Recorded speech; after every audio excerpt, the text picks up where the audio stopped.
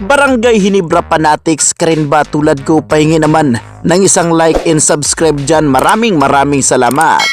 Grabe, napapahiya ng husto si Sir Homer Saison sa Barangay Ginebra. Samantalang Coach Chotriez natatakot ng husto, bumahag ang kanyang buntot kay Justin Brownlee. Bilib na bilib si Coach Yeng Yao dito kay Justin Brownlee at hindi pa rin natapos ang banatan ni Yeng at dito kay Boss Al Francis Chua.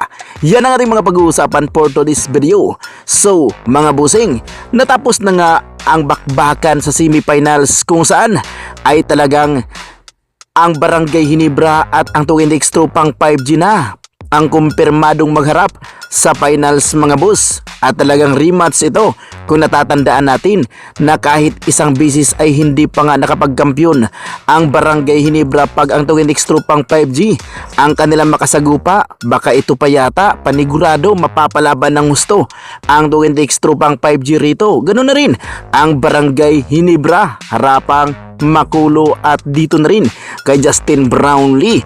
Well mga busing, si Coach Chotriez ay mayroon itong matinding sinabi. Sa ngayon ay problemado at sa itila natatakot nga daw dahil sa katayuan nitong si JB. Hindi nga may pagkakaila ni Coach Chotriez na nangamba at talagang problemado kung paano dipinsahan ang halimaw na si Justin Brownlee. Tila hindi naman lang tumatanda itong si Noy PGB 32 mga boss. Talaga namang mamaw pa rin kahit talagang pasenyor na ito. Marami nga nagsasabi na talagang si Justin Brownlee ay matanda na, wala nga daw umanong ibubuga at walang marating ang Barangay Hinebra. Isa ito sa pinakamatinding sampal sa solid hitters ng Barangay Ginebra. Tingnan mo naman ngayon kung saan napunta ang Barangay Ginebra dahil kay Justin Brownlee.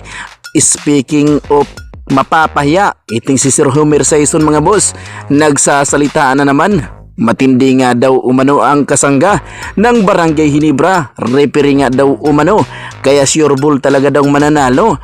Matindi Sir Homer Saison, sinisi ang referee kaya nakapasok ang Barangay Hinebra. Well mga busing, napapahiya kasi nang gusto ito si Sir Homer Saison. Kung natatandaan natin, sinabi nito na malabo nga daw makaisa ang Barangay Ginebra sa rain or shine. Ngunit tingnan mo naman, ang Barangay Hinebra ang makapag-finals. Samantalang Coach Yeng Yao bilib na bilib kay GB at matinding bangayan pa rin ang pagitan nila dalawa ni Boss Al Francis Chua. In interview itong si Coach Yeng, hindi nga daw umano tinatawagan ng technical foul. Itong si Boss Al Francis Chua, hindi nga daw sumusunod ito sa batas ng PBA. Hindi kagaya sa kanila, pag sila nga daw mga coach magmumura sa referee ay agad-agad nga daw umanong mayroon silang parusang matatanggap. Well, sinabi rin at sinagot ni Boss Al Francis Chua, hindi niya na daw umano problema yan. Problema na daw yan sa opisyal at marami pang sinabi si Boss Al Francis Chua. Pinagkumpara niya pa, napakalayo nga daw umano itong si Coach Yeng kaysa kay Coach Tim Con. Kayo mga boss, ano ang inyong masasabi sa report na ito?